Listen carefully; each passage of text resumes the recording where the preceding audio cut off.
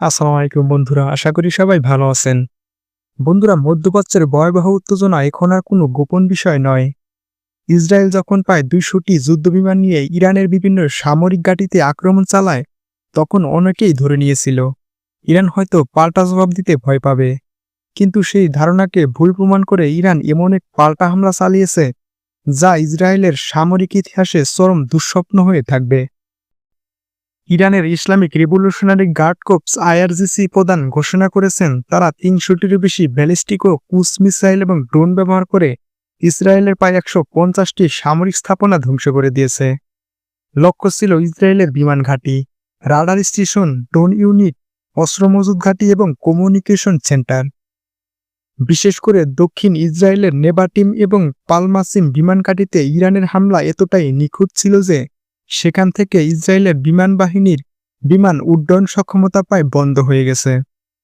Radar সিস্টেমগুলো ভেঙে পড়ায় আকাশ প্রতিরক্ষায় বড় ফাঁক তৈরি হয়েছে।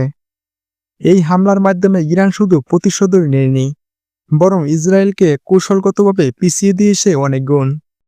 ইরান আরও দাবি করেছে তারা ইসরায়েলের ৩টি যুদ্ধবিমান ভূপাতিত করেছে এবং ইসরায়েলের এবং যুক্তরাষ্ট্রের ইতিহাসে F-35 যুদ্ধবিমান একমাত্র ইরানই ভূপাতিত করেছে, যেগুলো ইরানের উপর হামলায় অংশ নিয়েছিল।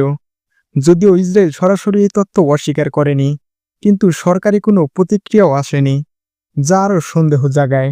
বন্ধুরা, এই পুরো পরিস্থিতির সবচেয়ে ভয়াবহ দিক হল তেল আবিব এবং হাইফার মতো শহরে এখন গাজার মতো দৃশ্য দেখা যাচ্ছে। বিস্ফোরণের শব্দে ক্যাপসে শহর, ভবন ধসে পড়েছে, ধোঁয়ায় ঠেকে গেছে আকাশ। সাধারণ মানুষ জীবন বাঁচাতে শহর ছেড়ে পালাচ্ছেন, কেউ গাড়িতে, কেউ বা বাসে করে পরিবার নিয়ে চলে যাচ্ছেন নিরাপদ আশ্রয়ে। এতদিন আমরা এই দৃশ্য শুধু গাজা এবং সিরিয়াতেই দেখতাম, আজ এখন এই দৃশ্য ইসরায়েলে দেখতে হচ্ছে। তেল আবিবের বিমানবন্দর, ট্রেন স্টেশন, হাসপাতাল ও সুপারমার্কেটে ভিড় আর আতঙ্ক এখন চোখে পড়ার মতো। কেউ কেউ বলছেন, আজ আমরা বুঝতে পারছি গাজার মানুষ এত বছর কিভাবে বেঁচেছিল। এটি এক মনস্তান্ত্রিক ধাক্কাও, কারণ এতদিন যে দেশটি আগ্রাসন চালাতো আজ সেই দেশটি আতঙ্কে কাঁপছে। বিশ্ব মিডিয়াগুলো এই পরিস্থিতিকে গাজার প্রতিচ্ছবি তেল আবিবে বলে উল্লেখ করেছেন।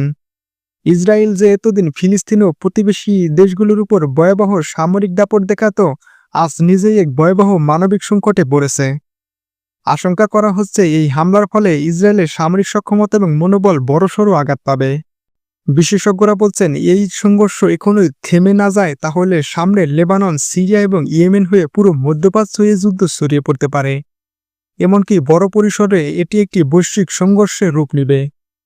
বন্ধুরা, ইরান এবং ইসরায়েলের যুদ্ধের নানান খবর জানতে আমাদের চ্যানেলটিকে অবশ্যই সাবস্ক্রাইব করে রাখবেন।